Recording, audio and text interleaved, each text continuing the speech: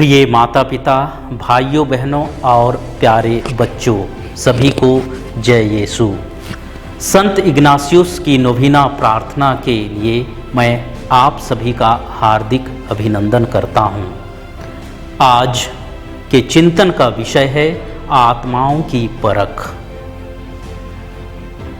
हमारा संपूर्ण जीवन ईश्वर की ओर एक यात्रा है, क्योंकि ईश्वर में ही हमारी उत्पत्ति, जीवन का अस्तित्व और मुक्ति निहित है।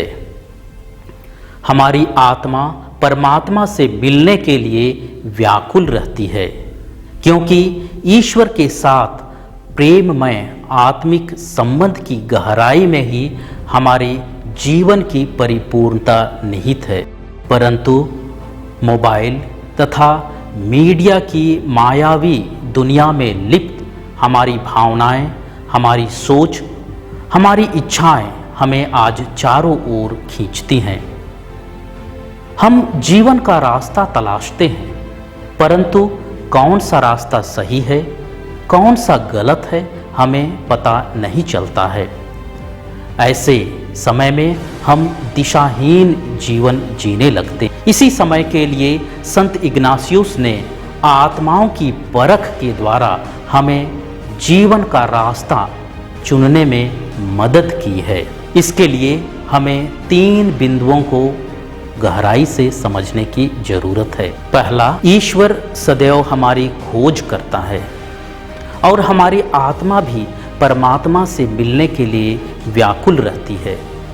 ईश्वर हमारी सोच, भावनाओं तथा इच्छाओं के द्वारा सदैव हमें अपनी ओर आकर्षित करता है और चाहता है कि हमें आशा, शांति, विश्वास और आनंद प्रदान करे।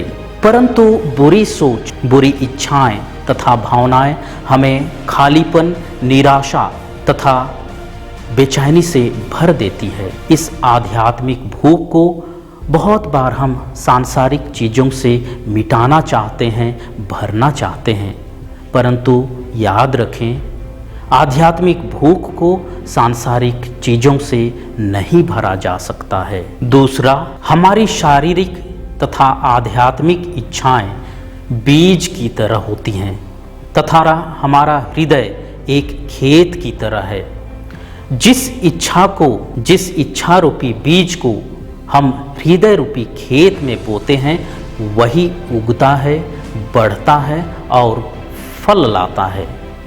हमारी सोच और इच्छाएं हमें जहां चाहती हैं ले जा सकती हैं। अतः अच्छे और बुरे सोच व इच्छा को पहचानना और उसे अपने काबू में करना बहुत ही महत्वपूर्ण है। तीसरा, जब हम हमारे हृदय की आंतरिक गतिविधियों पर गौर करते हैं तो अच्छाई और बुराई के स्रोत और उसकी दिशा को पहचानने लगते हैं। हमारे जीवन में कुछ चीज़ें हमें अच्छाई की ओर, ईश्वर की ओर ले जाती हैं तथा कुछ चीज़ें हमें बुराई की ओर, शैतान के मार्ग में ले जाती हैं। कुछ हमारे लिए जीवनदायी हैं, कुछ हमारे लिए मृत्युदायी। उन्हें पहचानकर ईश्वर की इच्छा को चुनने की प्रक्रिया ही आत्माओं की परख है। संत इग्नासियुस लोयोला ने स्वास्थ्य लाभ प्राप्त करते समय इन्हीं बातों का बहुत ही गहरा अनुभव किया। उनके मन में 2 प्रकार की इच्छाएं थी। एक ओर महान सैनिक बनकर उसकी प्रेमिका का दिल जीतना चाहता था, तो दूसरी ओर संत फ्रांसिस और संत डोमिनिक की तरह एक संत बनने की चाहत थी। उसने देखा कि ईश्वर एक स्कूल टीचर की तरह उसके साथ सदैव था, जो धीरे धीरे उसे अच्छाई और बुराई का पाठ पढ़ा रहा था। इसी प्रक्रिया के द्वारा उन्होंने अच्छी और बुरी आत्मा का ज्ञान प्राप्त किया। आइए आज हम चिंतन करें कि कौन सी शक्ति हमारे जीवन को चलाती है अच्छाई अथवा बुराई? क्या हम बुरी सोच, इच्छा तथा भावनाओं के दास तो नहीं बन गए हैं? संत इग्नाशियस हम सभी को सही चुनाव करने का ज्ञान प्राप्त करे और हम सभी को अपने आशीर्वाद से भर दे।